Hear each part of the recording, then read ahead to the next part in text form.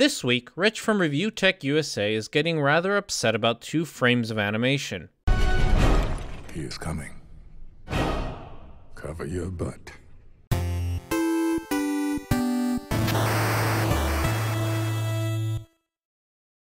I will let Rich here frame for you what the problem is. Now, if you remember, a couple days ago, we posted a story where in Super Smash Bros. Ultimate, which is coming out in early December, there is Mr. Game & Watch. And 2 of his character animations, or 2 frames of his character animations, were taken from an old Game & Watch game called Fire Attack. And in this old Game & Watch game, there were Native Americans wearing Native American garb, and there were cowboys defending a fort. And because there were these frames of animation in Super Smash Bros. Ultimate, and because it's 2018, the internet lost its mind and said that if Nintendo puts this in the game, they're racist, and there were people complaining on Twitter about this, and it's amazing what people put their energy into when they have time on their hands. Rich seems to perceive the events that occurred very differently than what actually happened.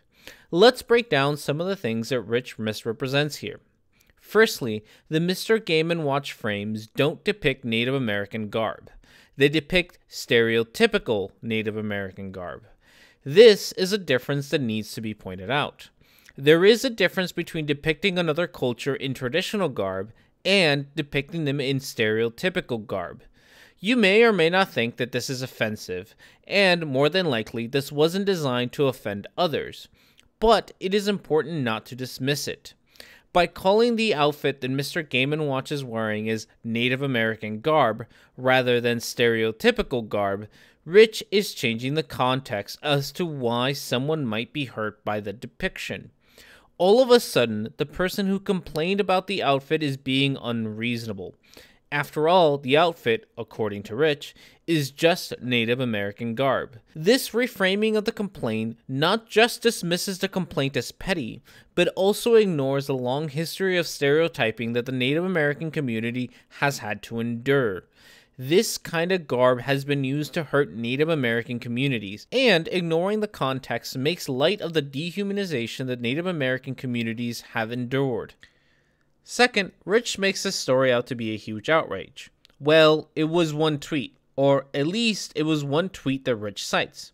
It would have been nice if Rich had cited more of this outrage so that we could see that it was actually the big deal that he says it was.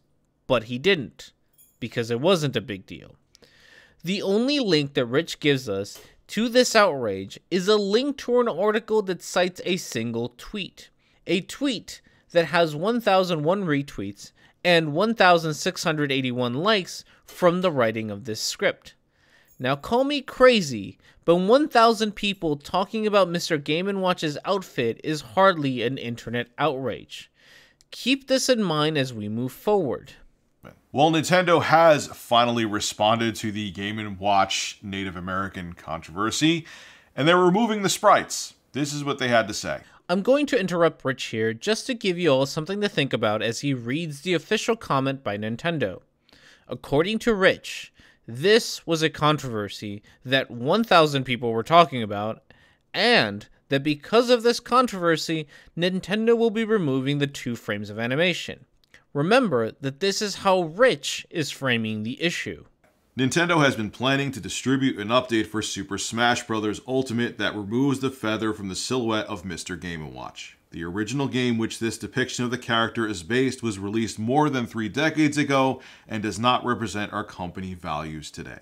We sincerely apologize that this change was not noticed in our marketing material and are continuing our work to make Super Smash Bros. Ultimate an experience that is both welcoming and fun for everyone. Somehow, Rich managed to read the official Nintendo statement that said that Nintendo was already planning on patching out the frames of animation, and somehow he still believes that this 1,000-person controversy was what made Nintendo change their mind. It wasn't. To the person that wrote that tweet, does that silhouette of Mr. Game & Watch, I'm looking at it now, does that silhouette of Mr. Game & Watch truly offend you? Answer me honestly. I'm not even saying it rhetorically, because you know what, I kind of am, because I would bet money that it doesn't. I really don't think that you are that offended by it. Because if you are, I have bad news for you. You're either young, you're probably like maybe in your late teens, early 20s, and you don't realize how hard life gets. Because I'll let you know something now, anonymous Twitter poster who posted that and said you're really offended by a Mr. Game & Watch. If that really bothers you that much, I would never go outside. I would never leave home because life gets a lot worse than Mr. Game & Watch having a feather in his head. I'm just letting you know now. Says the person who is bothered enough by 2 frames of animation being removed from a game that he felt the need to not just talk about it once, but twice. And just wait to see how he reacts to it in a bit. So, according to Rich, if stereotypical depictions of your culture bothers you enough to tweet about it, then you need to stay indoors because the real world will kick your ass. Well, Mr. Rich, I'm so bothered by an optional difficulty setting being added to a game that I need to make a whole video commentating about it. You're a bit of a hypocrite. I shit you not. The same person that is complaining that people are too easily bothered made a video complaining about an invincibility mode being added to Star Fox Zero. An entirely optional mode that took nothing away from the game. A mode that he was not forced to use. And Rich made a whole video talking about how it bothered him. Shut the fuck up, man. Release a statement because we have to make everyone happy or else everyone will try to bury our company. It's ridiculous! It's absolutely ridiculous! You can't win no matter what, and you have to succumb now because if you don't, you will be attacked ruthlessly. Everyone has their pitchforks up. There's a mob ready to attack anybody because everyone is so pissed off at something right now. It's unbelievable. I want to remind everyone that this is the tweet that started this controversy. This is the mob that Rich is so upset about. Calm down, buddy. I mean, okay, congratulations. Nintendo got rid of the Native Americans Game & Watch sprite from Super Smash Bros. Ultimate. Great. Hey, let me ask you a question. Does it help the healthcare problem in the States?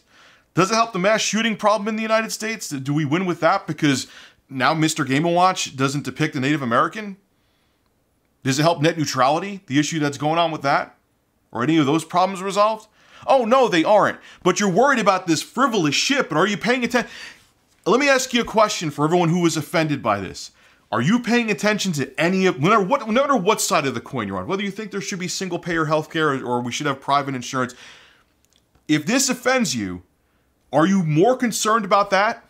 Or are you more concerned about the stupid friggin' Game & Watch character? If you're more concerned about that, your priorities are wrong. Get off your soapbox.